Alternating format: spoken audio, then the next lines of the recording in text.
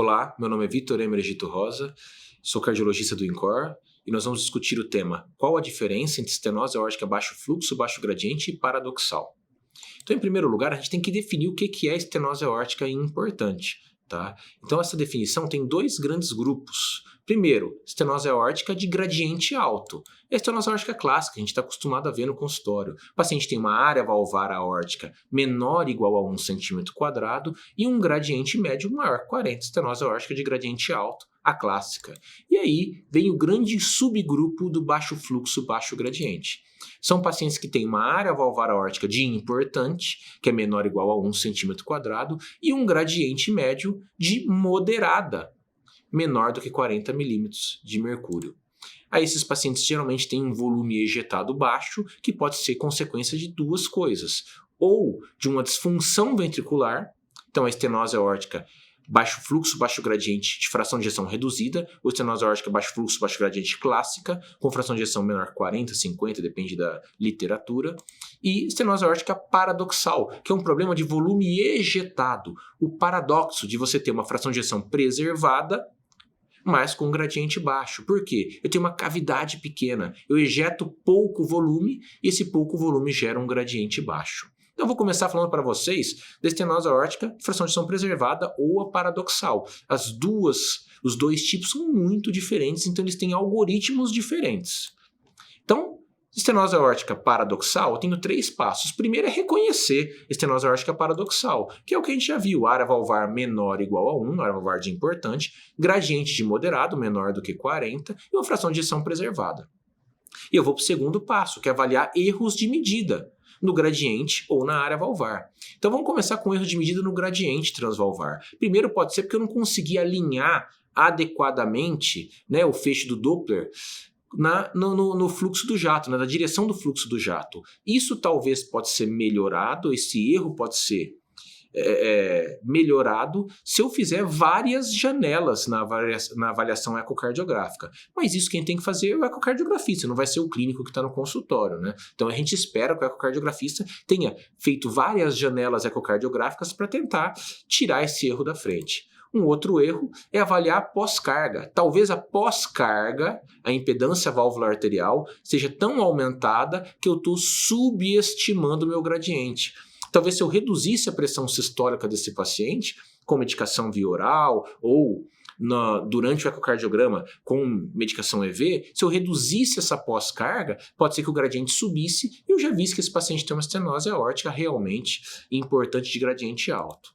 Além dos erros de medida de gradiente, tem os erros de medida da área valvar. O primeiro é relacionado à superfície corpórea.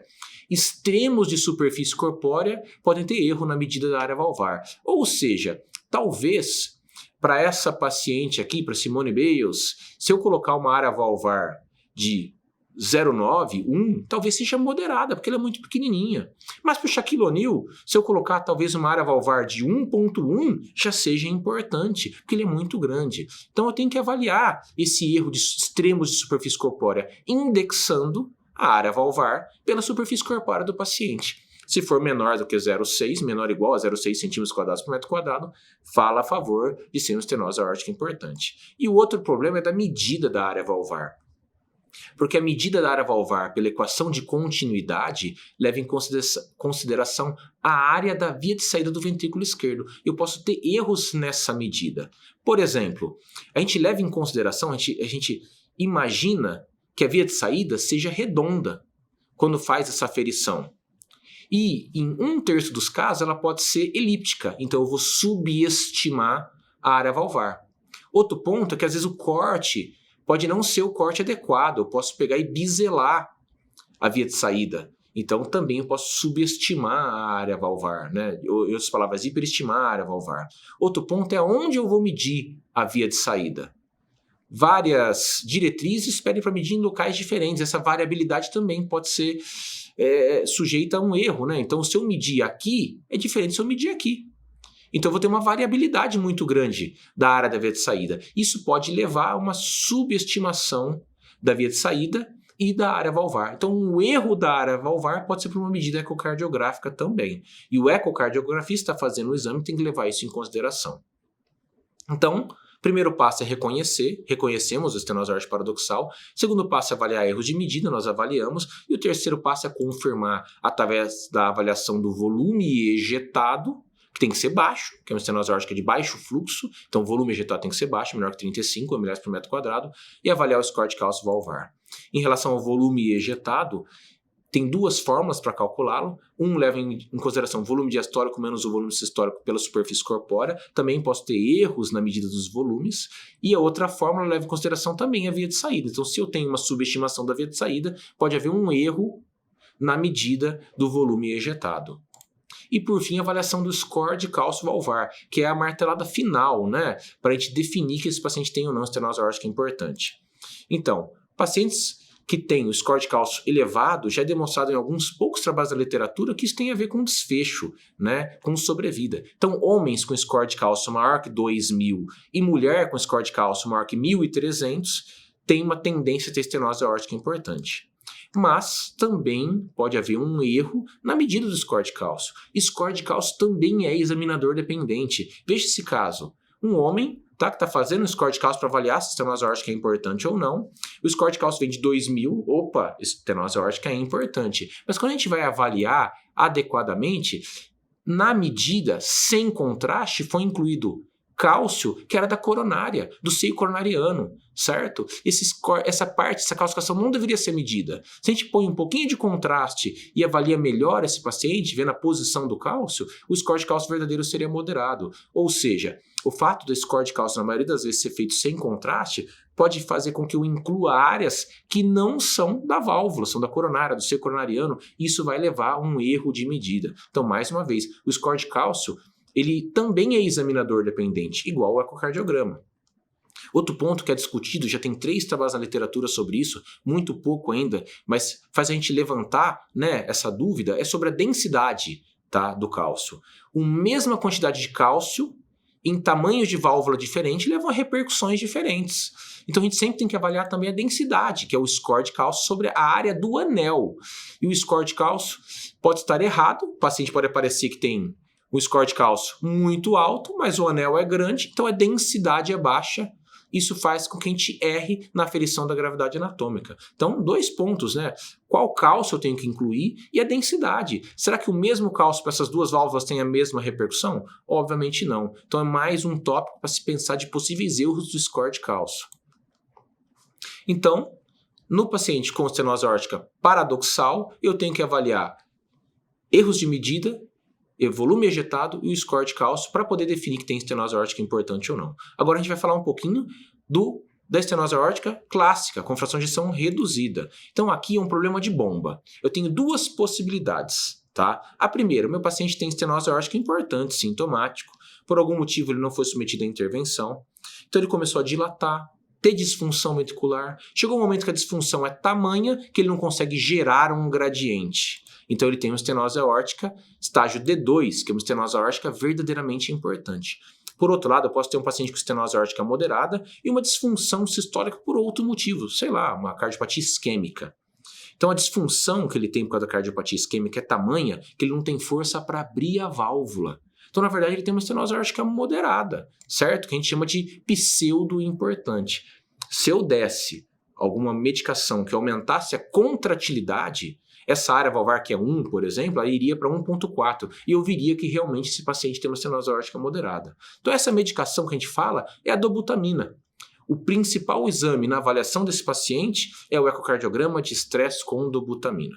Primeira coisa que eu preciso ver é se ele consegue aumentar a contratilidade. Esse aumentar a contratilidade se chama reserva contrátil, que é aumentar o volume ejetado em 20% ou mais ou aumentar o gradiente médio em 10 milímetros de mercúrio. Se eu tiver reserva contrátil, ou seja, se eu consigo aumentar a minha contratilidade, aí eu vou avaliar a área valvar. Se a área valvar aumentar, ele é moderada. Se ela ficar igual ou reduzir, ele é importante. E aí, se for moderado, eu vou seguir meu paciente à luz das evidências atuais. E se for importante, eu vou intervir.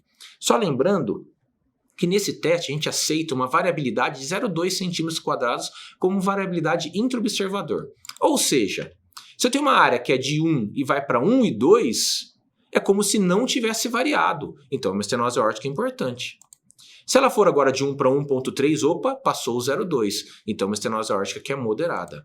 Se ela for de 0,8 para 1, continua sendo uma estenose aórtica importante, ela não variou. 0,2 é igual a não variar. Se for de 0,8 para 1 e 1, 0,3 a gente considera assim uma variabilidade, ele virou moderada, então ela é uma estenose aórtica moderada.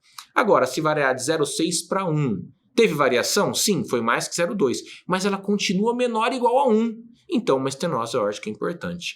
Então, para falar que é moderada, tem que variar mais do que 0,2 e o resultado final ser maior que 1. Tem que variar, como nesse caso, variou 0,3 e o resultado final foi maior que 1. Então, tudo bem, ele tem reserva contrátil, eu vejo a área valvar e defino se é importante ou não. Agora, o problema é que 1/3 dos casos não tem reserva contrátil. Ou seja, o nosso teste foi ineficaz para definir se é importante ou não. Então, a partir daí, esse 1/3 tem que ser submetido também ao score de cálcio valvar. Se o score de cálcio para o paciente de sexo masculino for maior que 2.000 e para o paciente de sexo feminino maior que 1.300, é uma estenose aórtica importante, eu vou intervir. Lembrando da densidade e da posição do cálcio, que devem sempre ser avaliados. Esses pacientes sem reserva contrátil, por muito tempo a gente imaginou que eles fossem pacientes mais doentes. Os trabalhos aí do início dos anos 2000 mostravam que quem não tinha reserva contrátil morria mais. Então havia um medo, um receio de intervir em quem não tem reserva contrátil. Só que os trabalhos atuais mostram que a reserva contrátil não é prognóstica. A reserva contrátil não é mais fibrose, mais doença. Não existe essa relação. Reserva contrátil simplesmente é um dado ecocardiográfico. Não é um dado que o paciente é mais doente, ele não tem mais doença arterial coronariana, ele não tem mais realce tardio, ele não tem mais fibrose intersticial, ou seja, a ausência de reserva contrátil não é um problema do ventrículo, é um problema do eco. Esse paciente não responde à dobutamina. Em outras palavras, a gente não deve contraindicar a intervenção porque ele não tem reserva contrátil. Ele deve ser submetido à intervenção como qualquer outro paciente.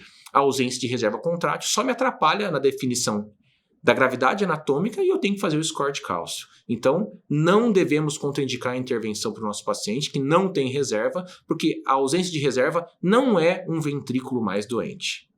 Então, as mensagens que eu queria deixar para vocês é que, inicialmente, a gente tem que definir onde nosso paciente está. Ele tem uma estenose aórtica de gradiente alto? Ele tem uma área menor que 1, gradiente maior que 40? Sim, acabou. Vamos para o próximo passo, que é avaliar se ele tem sintoma ou complicadores, mas já defini que estenose aórtica é importante. O baixo fluxo, a única coisa que muda é que eu tenho mais passos. Eu não dependo de outros exames além do ecocardiograma de repouso.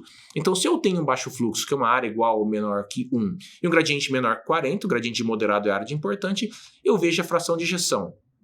Fração de ejeção é reduzida? Eco-stress. Tem reserva? Tem. Avaliar a área valvar. Não tem reserva? Vou para o score de cálcio. Fração de ejeção preservada, então estenose aórtica paradoxal. Eu vou avaliar erros de medida na área e no gradiente e vou ver se o volume ejetado realmente é menor que 35 e também preciso do score de cálcio. Se eu tiver todos esses passos bem realizados, eu defino que esse paciente tem sim estenose aórtica importante e ele deve ser submetido à intervenção se tiver sintomas ou complicadores. Muito obrigado.